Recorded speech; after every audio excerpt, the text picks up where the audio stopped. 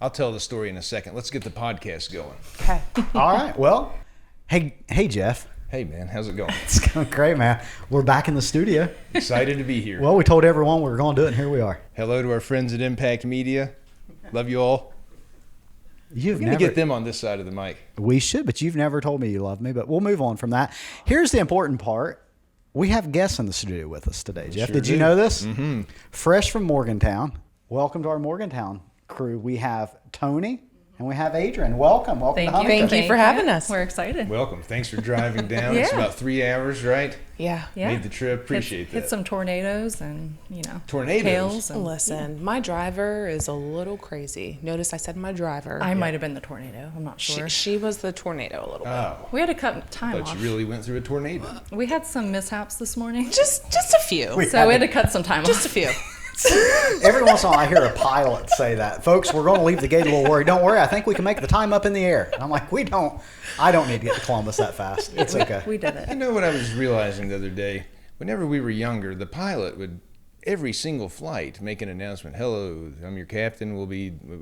You don't hear that all the time anymore. Sometimes you don't ever hear from the captain. You just hear the flight attendant on the little phone stuff. Wonder what happened to that. I don't know. Maybe it's automated. Well, Maybe. Autopilot. I kind of like to hear from the guy. You like I do what's up? too. Yeah, sure. Makes me feel better. Doesn't really bother me that I don't, but I just remember those old days. Let me tell you something that happened, because I was thinking about my beard looking real gray, It's probably the lighting in here.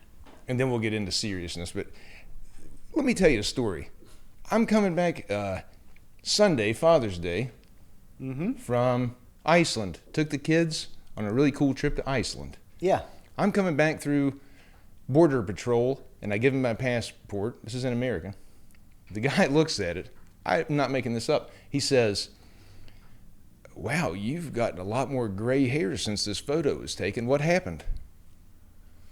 I said, "Life."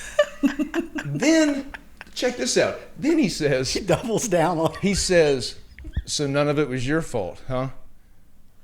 What is that? Wow. What does that even mean? Was your wife and family with you? I said, "I got old." I'm not making that up. I don't believe you're making it up. Yeah, they were all with me, everybody. Were you speechless? Was I what? Speechless. Did you say anything back? I said to him, then he says, "Happy Father's Day." Like, thanks. I said, trying to make a little conversation. I said, "I noticed you don't have any gray in your hair." And he said, "Don't even speak that into the atmosphere." I was like, "What? You just did it to me." Wow, he's really offended by gray hair. Yeah. I don't think he was trying to be mean. He just was joking around. It was an odd moment. All right, Yeah. let's get serious. Oh, I forgot to start the clock. That's man. okay. That's okay. okay, we're starting out. Yeah. Bonus minutes. Yeah. Just like soccer. Well, guys, welcome down. Welcome you. to the podcast. We try not to ask this very often, but do you guys watch the podcast? Are you familiar with it? Yes. I listen. You listen. Okay. Drive to work, right? Yes, You said you have yes. a bit of a drive. Yeah, about 45 to an hour, Well, depending on how fast I need to get there. I see. Well, we'll try to keep these. Let's start making them about 45 minutes long so she Yeah, can get 4:10. from. That would Yep. be perfect. Yep. We're going to Because start then I making- jump into something else and I'm like, dang. Yeah, that'd be perfect. There's nothing worse. I listen to a lot of podcasts when I'm running, and there's nothing worse when the podcast ends like 10 minutes before the run ends. Right. Because now you're like, well, is it going to be Machine Gun Kelly? What's going to get me to the finish line here? And you just never. I don't know why that's funny. I'm clearly a huge MGK fan, guys.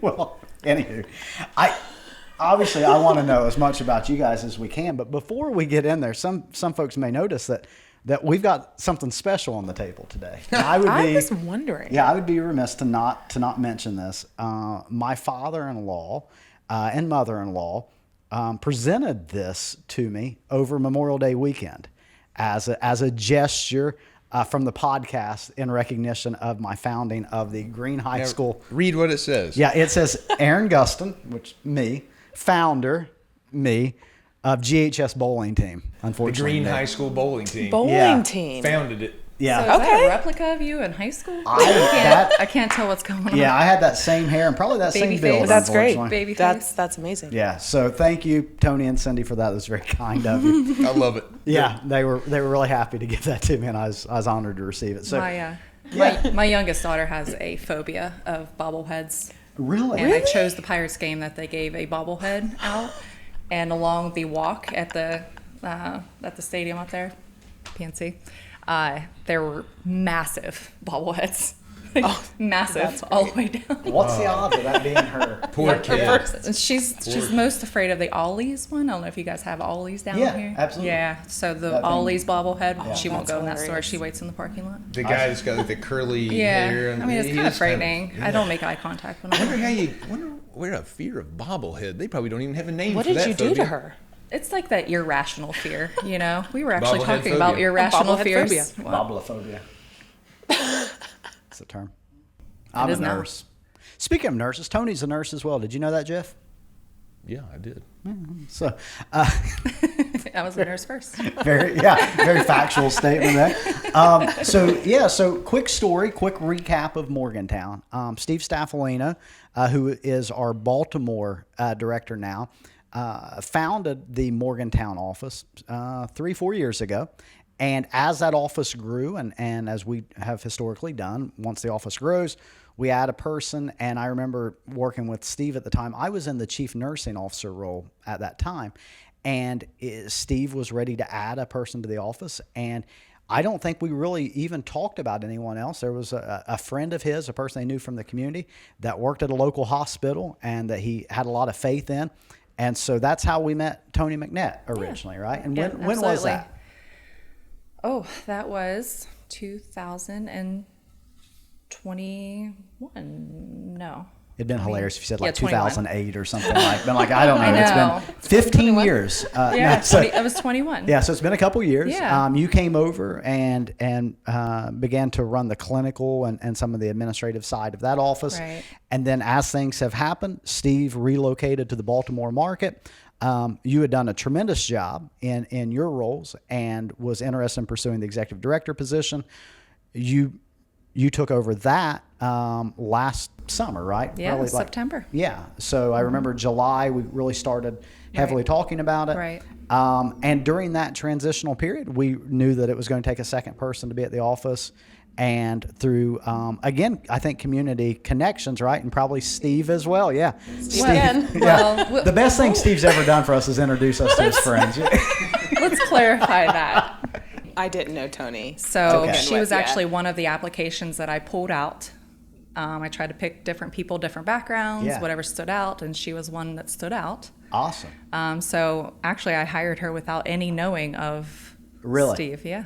So fast forward about a year, we're now to the next summer, and here we sit today.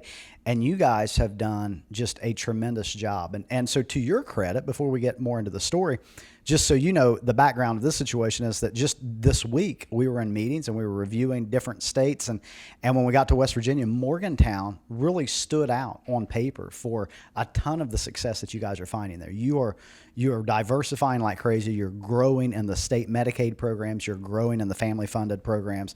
You're growing in the VA programs. And so you're seeing growth all over the place.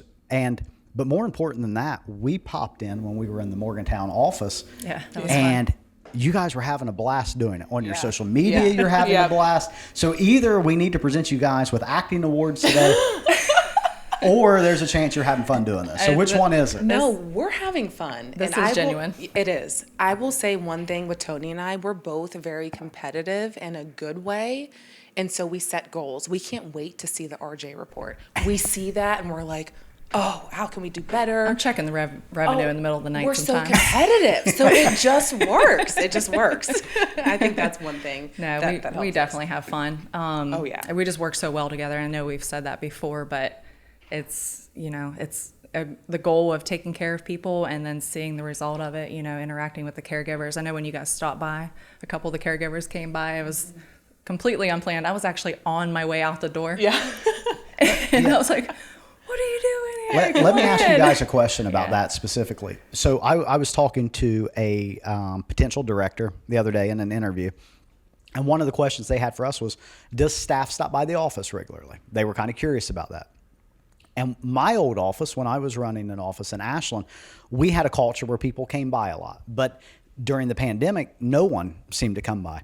And now, as we're coming out of this pandemic era, I'm curious, you guys seem to have that open door policy, and not just that, but they feel comfortable coming in. Well, is Is that a good thing for your office? Is that kind of a hassle because it kind of interrupts your day? What's your thoughts on that? No, I think it keeps us grounded as far as like this is who we're serving. You know, we're serving our clients and our caregivers with a job and an opportunity. So them stopping by is like, hey, how's it going? What can we, anything going on? How's it going with so and so? What can we do for you? Do you have any questions? It just opens up that communication with them more than just texting or quick call about staffing. Sure. So, and they love stopping by. Yeah, it makes us feel good that they feel comfortable with us, like coming in, stopping by, calling us, we love that. So, yeah. Awesome. Well, cool. They have a great vibe, right? Oh, yeah. It was great to meet your brand new nurse, April Smith, right? Yes. Who had just started, I think, maybe that week. Yeah. And a couple of caregivers came in. That's the stuff that I really like. It's rewarding to get to make those connections because I just don't get to do it that often anymore. Right. No, yeah, it's a great culture. And I like what you said, Adrian, too, about being competitive, but in a good way. Yes. I was a guest on a different podcast, and they were asking about village caregiving, and I was explaining that we have a culture where everybody there cares enough to argue about things, but in a healthy way. Right. That's a good thing because how many places could you think of where you could work where it's like, oh, whatever. This isn't worth arguing about. That's not here. Right. So we have good, healthy arguments. But then when we pop in, Aaron and I talked about it, it's like that you didn't know we were coming. No. Nope. Everybody's in a great mood, having a great day, and Yeah. it's fun. But you're doing good work. It's perfection. It's what the office should be. Thank you. Kudos to you guys. Thank you. Awesome. Thanks. So you guys are in an interesting place. Morgantown is a city in West Virginia that has a huge census shift depending on if college is in or not, right? If it's during class, their census is huge, hard to get around town. During the summer, it kind of empties out, right? How challenging is that? Because we have a lot of locations that are based near campuses in major cities. How do you guys see much response from campus as far as like seasonal workers? Does it change anything at all? Do you even notice that it's happening? Maybe some less applications whenever the students are in. I think there's job saturation in Morgantown, a lot of fast food and restaurants and bars and those types of things. So I think our applications decrease a little bit, but not too many applications come in for caregiving, one or two. Trying to fill in spots between classes or something like that. But I don't think there's too many college students thinking about caregiving, which maybe there should be. We've talked about going to like the local junior colleges and doing job fairs and like introducing it to them, especially those going for LPN or RN or CNA or, MA, and saying, hey, there's an opportunity right where you're working or living or not working, but going to school that give you some experience, and it's a great job. It's flexible. So cool. Well, so the next question I'm going to ask, it's going to be for both of you. All right.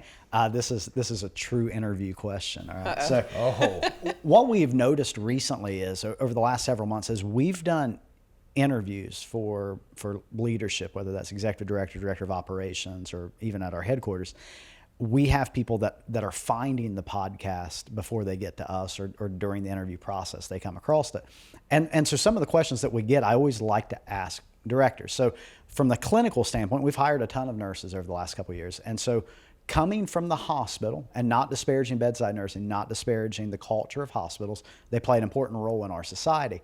But what is an advantage if you were talking to a nurse in Morgantown and they're interested in leaving a hospital and coming to home care?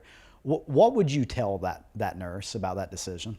Yeah, it's like a full circle. So you can see them in a clinical setting, but you never know what they're going home to. So seeing that full circle, what they're actually dealing with and not what they're telling you when they're in the hospital or a clinic, that's the most interesting part because you're actually getting to see, wow, they have steps outside and they can barely take 2 steps with a walker. Like, where's the barrier here? What do we need to fix? So it's actually seeing their limitations or what their home life is like. That's the most interesting part for me because they can kind of put on a facade of whatever they want when they come to you in the clinic or the hospital, and you're only seeing that, treating that, but you see the full circle of it whenever they're home. I see. And then as far as, I think I gave you this advice or gave you this warning back in the day.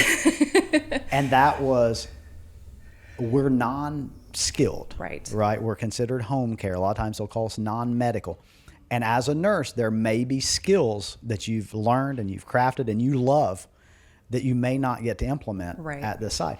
But are you still a nurse? I mean, do you still get to, does it still scratch the itch for you? Yeah, nursing is so diversified that there's so many aspects of it that you still get to scratch that itch. It's hard to let go of some things sometimes. When they need a potty chair, or April actually went on her first assessment and the guy was hypoglycemic. I see. Yeah. And she called me. She's like, "What's the protocol?" I was like, "There's no protocol. What's he usually do? Yeah.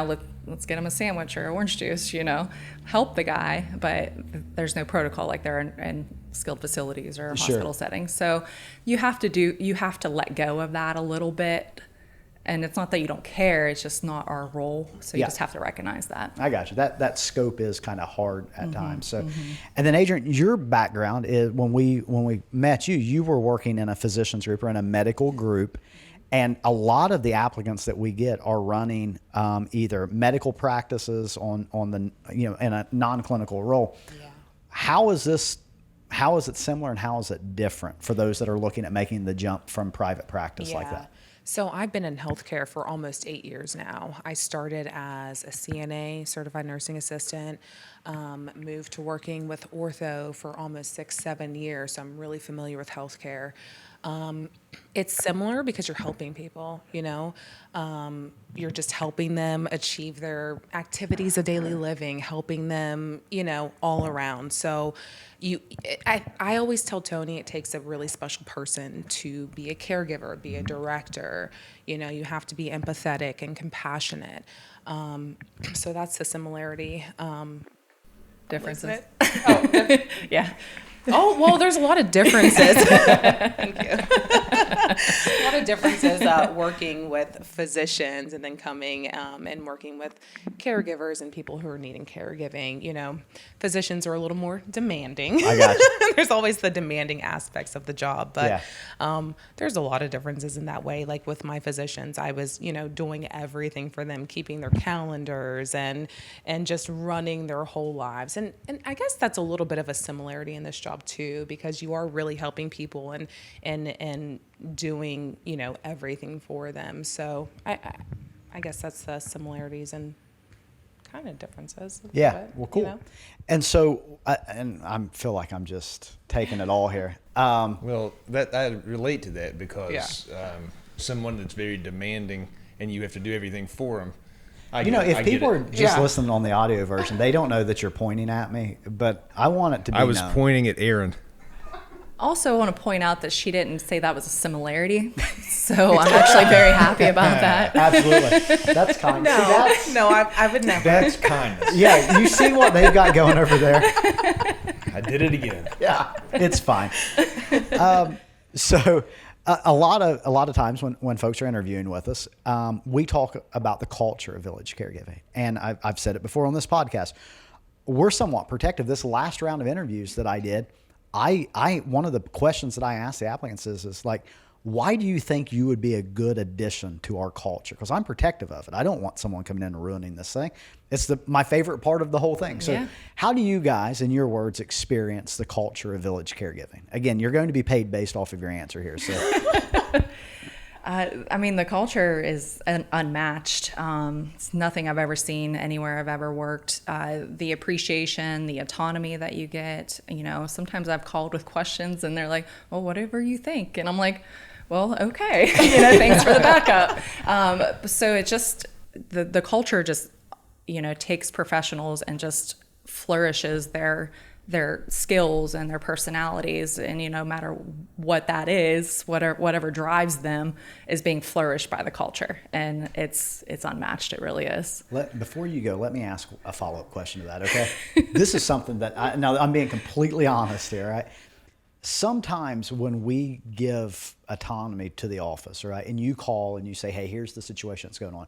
You're there, the players involved in the situation, who the client may be or the caregiver or the payer source. You have a more intimate knowledge of the situation, and you're going to try to recap it very quickly to get some guidance from us, right? And we say, I trust you on this. Like, here's kind of the parameters of it, but I trust your decision on this. Sometimes when I get off the phone, I wonder, like, is that director like frustrated with me? Like, I just wanted an answer. Just say yes or no.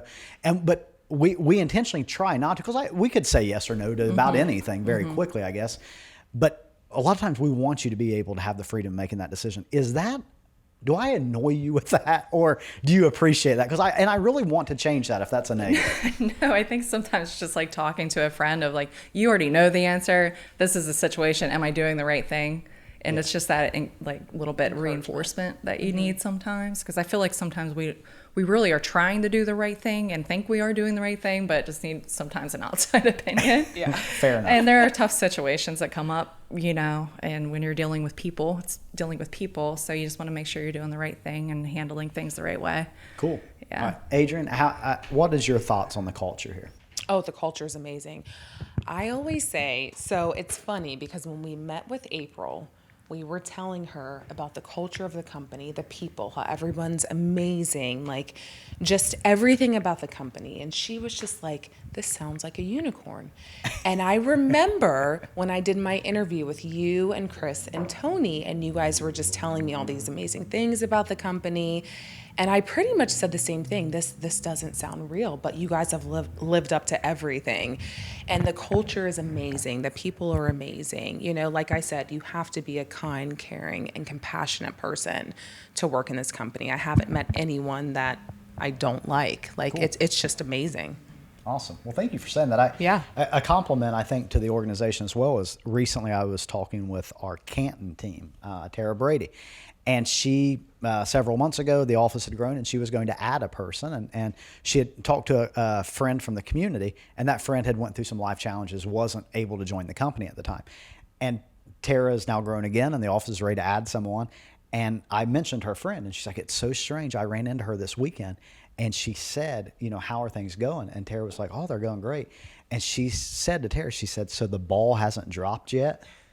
And Tara was like, no, it's still exactly like, and it was so cool to hear her say that. Like, even her friend was like, this sounds suspicious. Like, you enjoy your job, you like going to work. Is that something that happens a lot? I keep hearing this, but honestly, I've always just been in business myself and didn't have a traditional work experience. Is that you get hired and they tell you all this stuff, and then 6 months later it just is? Oh, yeah, they get you in the door. Yeah. We're like, yes. Yeah. So All right. to be able to enjoy going to work is really nice. I mean, I'm not saying all my employers have been, ball droppers, but it's common.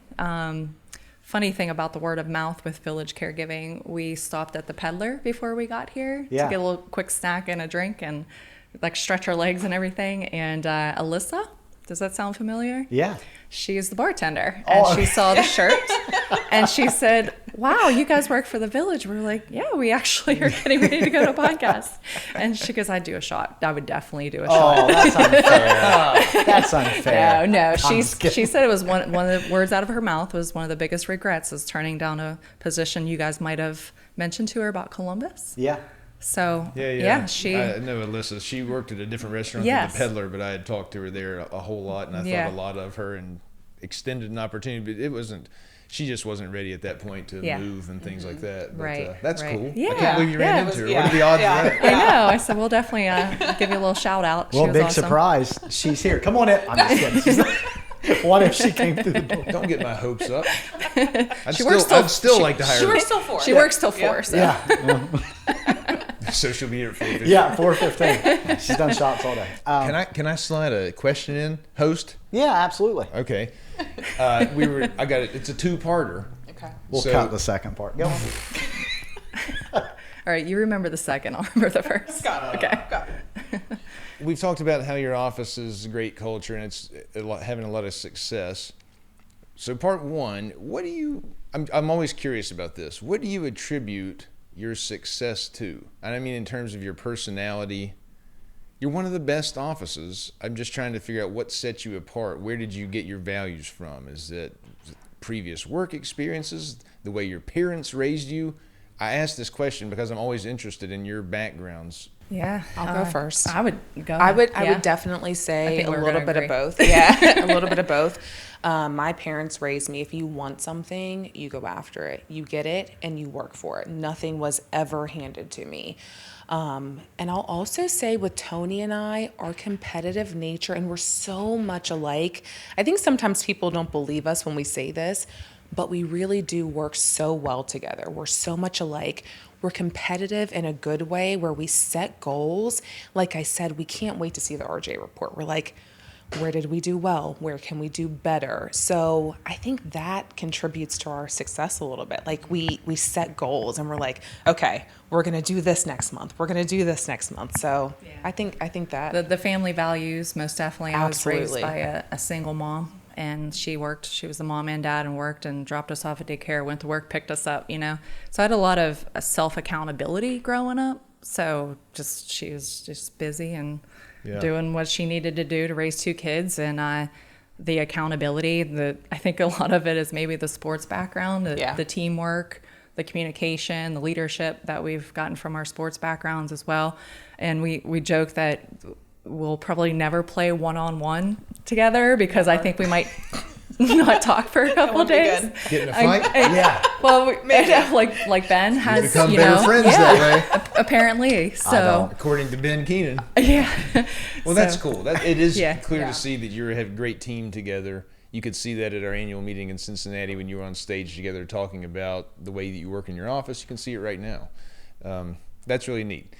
Part 2, Okay. this is going to put you on the spot a little bit more, I think, maybe, but not every single day. I don't care if it's Village Caregiving, any company, any person, anywhere.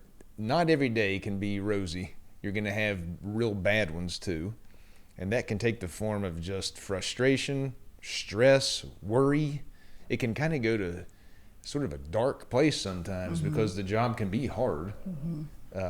On those days, I'm curious how you deal with that. And I mean this, I'm getting a little personal here.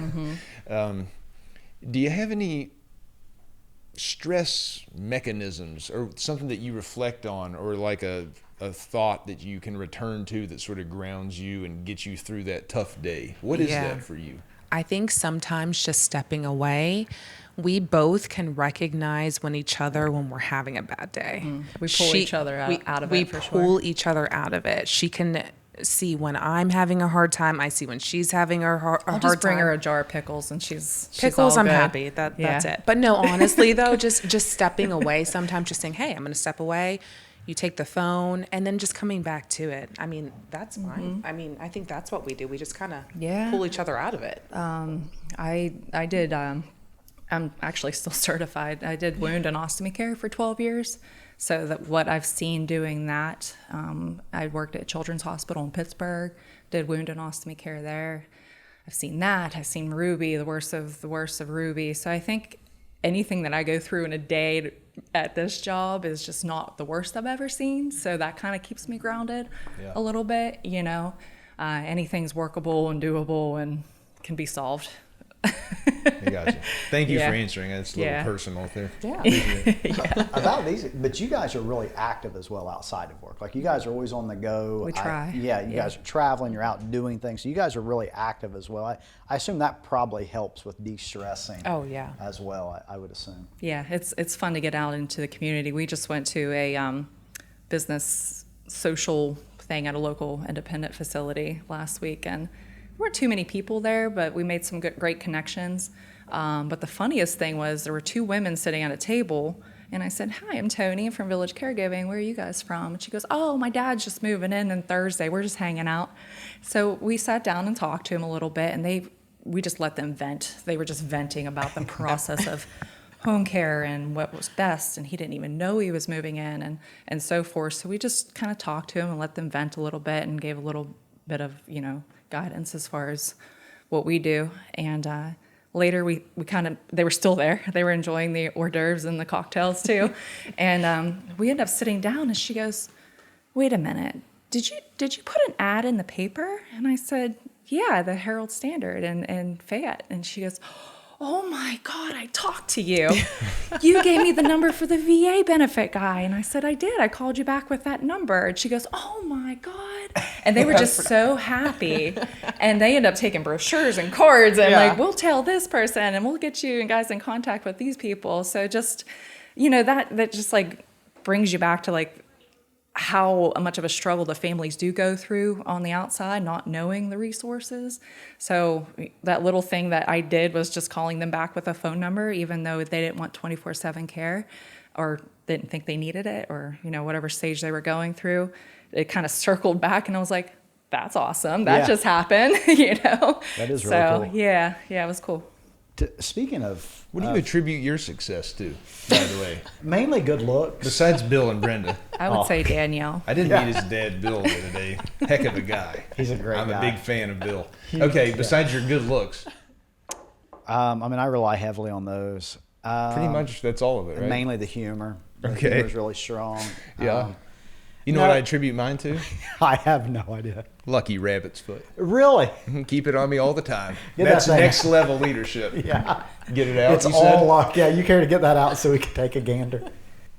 Well, I could. Yeah, I know. Do you not could. believe me that I have it? No, of course I do. You can't prove that I don't. That's true. Unless you physically inspect me, there's no way to prove me that I don't have it on me. That's- This is true.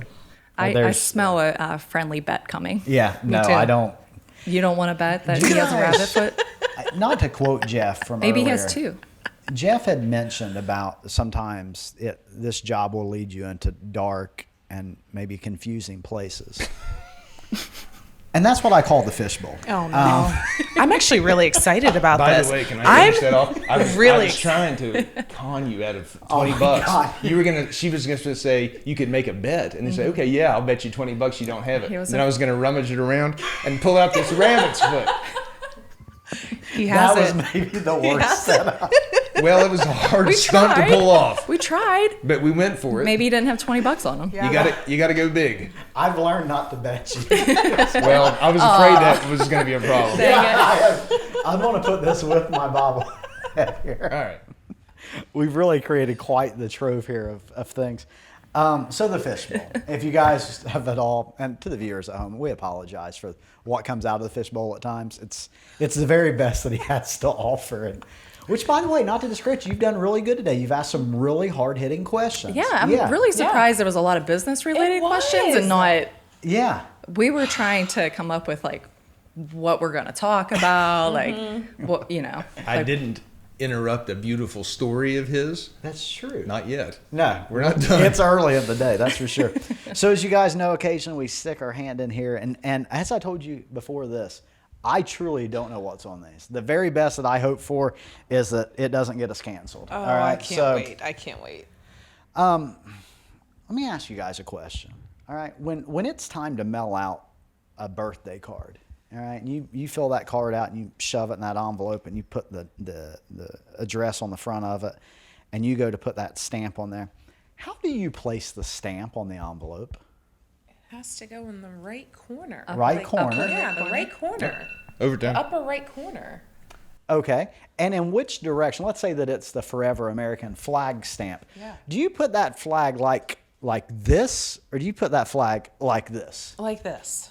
Like that? Like that. yeah, Is that how like, you do it as like well? on a pole? Yeah. Hold like on a just a pole. minute, because he'll try to influence the votes here. I've got 4 stamps and 4 envelopes. Okay. I'd like for you to put this on there without further influence from him. Sure. Give it to me. Just don't think about it. I know the right way. There's a I know the right way. Can I take these Now hold on. with the stamps on them? This is how I would put it on there. Stamps are expensive. Now you go ahead. You go next. So we're not going to Me? show? You want? We're going to show at the end. Okay. Show and tell. So don't show me yours. I was told that I do this wrong. That I do it I know the incorrectly. correct way. We're trying to get to the bottom of it. Okay. I think it's important that the Well, viewers I know had to that. know what kind of flag stamp it was before I answered that We're the same question. because The letters. Uh-oh. we have the correct way. Are you ready? Yeah. Aaron. Hey, we're on the, we did it. You did it different No. than you Did it did the it at the same. We did ours office. the same. Yeah, there's We did writing ours- on them. We're correct. What? Well- well, if you look, it says forever, and then you have. Can the viewers at home see this? Isn't that funny? That probably just looks ridiculous to you, doesn't it? Well, it kind of does. Right. See, That's what I was told. There are different I- American flag stamps, though. Hey, There look, are. we're on the same team, pal. We're on the same. Yeah, we're always the same. Why Man, do you- that's good. Isn't that funny though? I You guess guys that were makes good. sense. Do you see where the flagpole I is, though? get it. Do you believe that's hanging the off a wording- house or in the ground? Okay, Yes. I get it. It could Oh hang yeah, on. you're off mic. Let's get some I thought we action. had a question She from the needed audience. both hands. I'm sorry. Who can stamp an envelope one-handed? Yeah. Yeah, Garrett, exactly. would you put it on this way or the way that the ladies did? But look at the lettering. Yeah. Austin Yeah, I feel like it's I think and representing Old Glory. Hunter.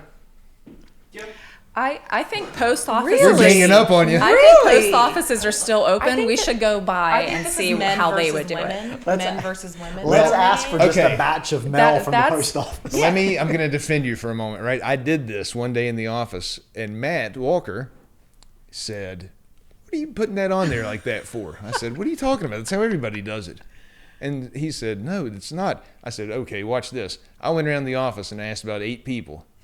I was the only one that did it like that. See? Wonder what that says about you.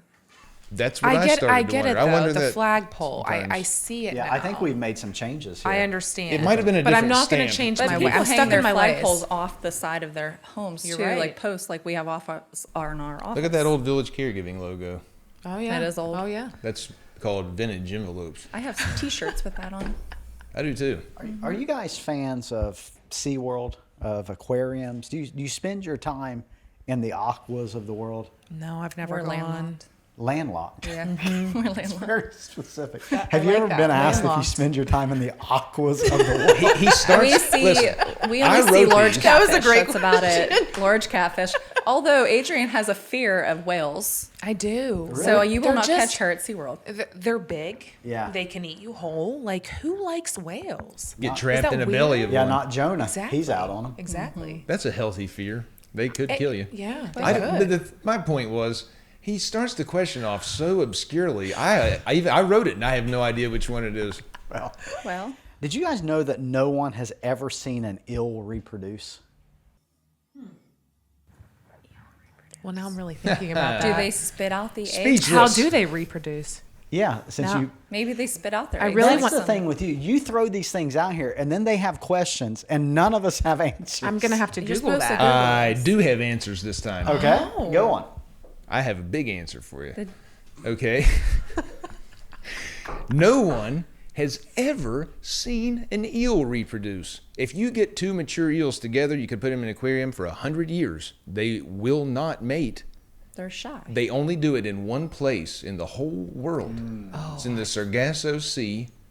Very small when this happens. Interesting. They are born there. They go off to crazy places. They could be up the smallest river in Italy and live 80 years. And then something inside of an eel just clicks and it says, it's time to go back home and mate and die. And they make this journey back and to the Sargasso Sea. And the only reason they know that that's where it happens is they can trace back tinier and tinier and tinier and tinier eels to this exact little spot. But they won't do it in front of people. They won't do it unless it's in this one exact spot in the world. Can you believe that? What sense does that make? That's a sad That's a life. That's a lot more dedication than I would put into it. Now, And I also, are they going to Agreed. get caught and made into sushi on their journey? That would. That's a kinda good question. eels are a fascinating animal. They've been studied by people you would never suspect. Sigmund Freud, They would have to be psychologist, fascinating for as ugly as physicist. they are. So I read all this, and by the way, I'm going to do the first time ever a plug for a book here. Oh, Yeah. Is it a book about eels? You're using all of your tricks. I love the props. It is a though. book of eels. This is called The Book of Eels I did not. I just guessed. by Patrick Svensson. I was given this as a gift by my father-in-law, and probably what you're thinking right now is, The Book of Eels, how could that be that interesting? How could you write 300 pages and keep me interested about eels? It's one of the most fascinating things I've ever read in my life. That little tidbit is just one piece of it. It's the oddest creature. I guarantee you, a rewarding book. Or your money back. Well, In fact, I if won't you go that far. no, if you go buy the book and you don't enjoy it, go ahead and send the invoice to Jeff Stevens. Okay, I'm gonna With do the that. stamp I'm the doing right that. I'm holding you to that, and I'm doing. It is very important that you send the stamp a very specific way. If you send the stamp the wrong way, I'll throw that invoice right out. Well, guys, I can't believe it, but we've come to the end of the podcast. Did you do 45 was so minutes so I quick. can listen to my car ride? I think we're well into Yeah, overtime. yeah. at this Oh, We had point. bonus yeah. minutes. one thing we need to establish Absolutely. when we listen to this podcast, Yeah. 100% of the caregivers and clients that call in can't tell us apart on the phone. This is true. And we don't know what each other sound like as far as like ourselves versus her. Yeah. So on the podcast, we have to be able to determine. Everyone says that we sound alike. Like they cannot you tell guys us think? apart on the phone. No one. Okay, who are you? What's your name? My name's Adrian. And Tony. okay, so for the people listening, you can decide if that sounded just alike. What if I Now say- say them backwards. Okay. And we'll see if everybody's fooled. Say it. I say Tony. You say No, Adrian. No, everyone's going to know now. Oh. Well, You messed up the exercise. oh, sorry. Sorry. Adrian. I'm starting to see what the problem is.